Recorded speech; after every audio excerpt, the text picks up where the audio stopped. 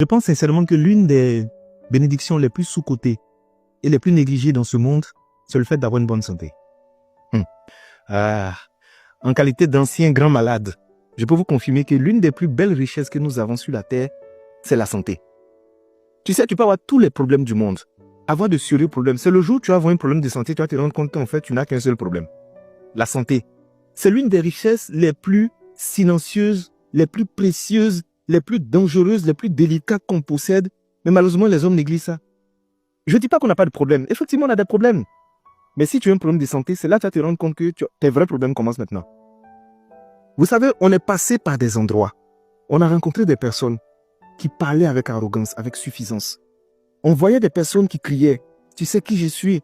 Je vais te créer des problèmes. Je vais te faire vivre un enfer. » Le jour où les personnes sont bien malades, c'est là qu'ils se sont rendus compte qu'elles ne sont absolument rien.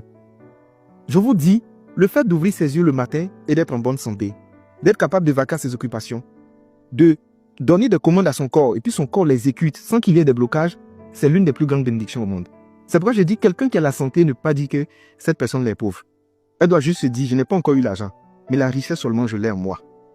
Je veux vraiment, en parlant de cette vidéo, dans cette vidéo, donner un message d'espoir à toutes les personnes qui sont malades, qui ne croient même plus en leur guérison. Vous savez, tout le monde peut guérir. Moi, je faisais 27 kilos. Ils m'ont diagnostiqué une maladie chronique. C'est-à-dire, même les médecins, les experts étaient pessimistes en voyant mon cas. J'ai été mis au CHU et il y a un endroit qu'on appelle le peut-être.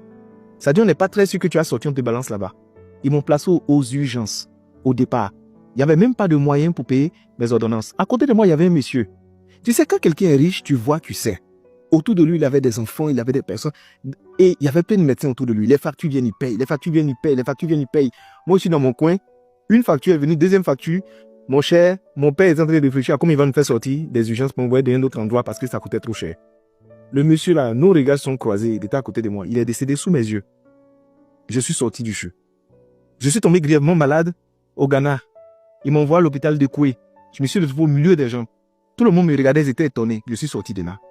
C'est ça des maladies qui étaient lourdes. Et en ce moment, c'est-à-dire, même marcher 5 mètres, c'était difficile. Me laver, c'était compliqué. C'est en ce moment qu'en fait, l'humilité te gagne. Et puis toi, tu t'assois et puis tu dis, mais moi, mais c'est rien quand même. Hein. C'est notre caleçon qui est gros. Sinon, il n'y a rien dedans. Je vous assure. C'est pourquoi je vais dire aux personnes qui aujourd'hui ont une bonne santé, préservez votre santé au-delà de tout. Il y a des gens qui prennent toujours des risques dans leur alimentation, dans leur vie au quotidien. Tu es jeune comme ça, tu marches, tu es essoufflé. Tu fais pas de sport. Tu te nourris mal. Tu ne dors pas. Tu es en train de chercher l'argent en longueur de journée. Tout l'argent que tu cherches, c'est pour la santé. Le jour où tu vas perdre la santé, tu vas courir maintenant chercher l'argent. Voici le problème des hommes.